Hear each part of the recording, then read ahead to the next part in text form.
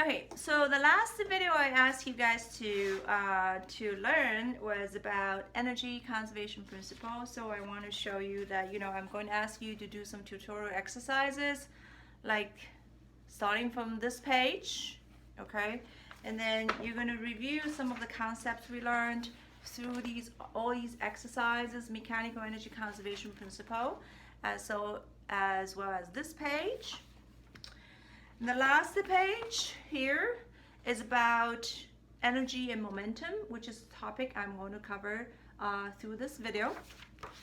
If you look at the, I'm trying to make sure you guys can see the screen here. If you look at the slide here, okay, so kinetic energy and momentum compared. So what's the difference between kinetic energy and momentum? So I'm going to give you a list of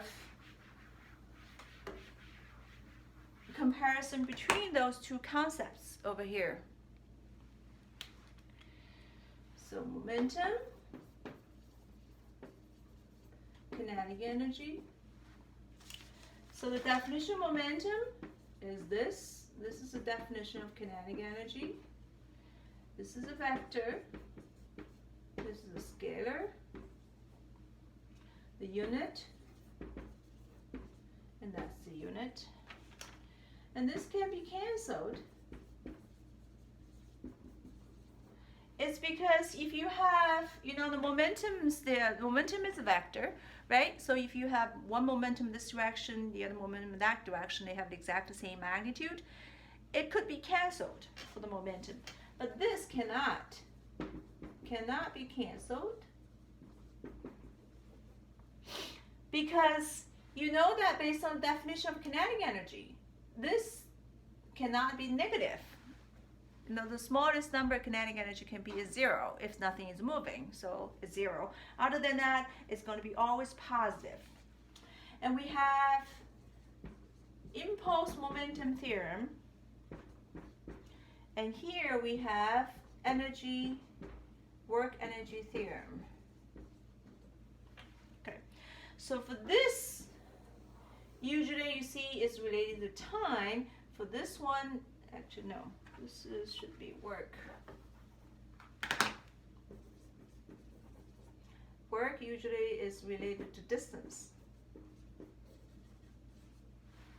Okay, so this shows you the change in momentum equals impulse, right? And this shows you the change in kinetic energy equals the work done on the object. So this shows you the comparison between the momentum and kinetic energy. What is the difference between them? And as you can see here, they both are properties of moving things, okay? And the difference between momentum and kinetic energy, momentum is a vector and then can be canceled. Kinetic energy is a scalar and cannot be canceled. So in order to review this concept, I want to give you an example so you guys can see it. So let's say we have two objects. So one object is mv, the other object has half of the mass but double the velocity. So they have the same, they have the same magnitude of momentum, but if I calculate the kinetic energy, that's the first one. The second one is, as I said, the second one is half of the mass, double the velocity. So if I do the math here, and you can see, you can see this is actually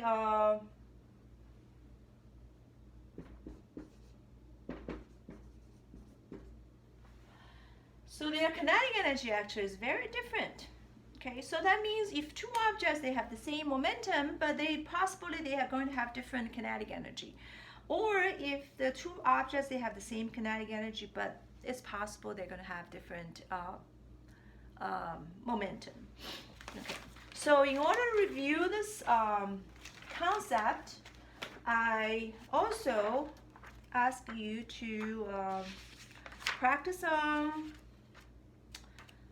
this page, okay, from chapter 7, energy and momentum difference. But I'm not going to ask you to do all of them. I only ask you to do the questions from 1 to 6. So this not only helps you to learn about, to review the concepts we learned this chapter, but also helps you to review the concept we learned the last chapter. So I give you a bunch of worksheets to do because we're gonna have some break in between, and I hope that you guys can practice on that. And then if you have questions, please let me know. So I'm going to probably do another video trying to explain some of the most difficult problems through the worksheet you guys did.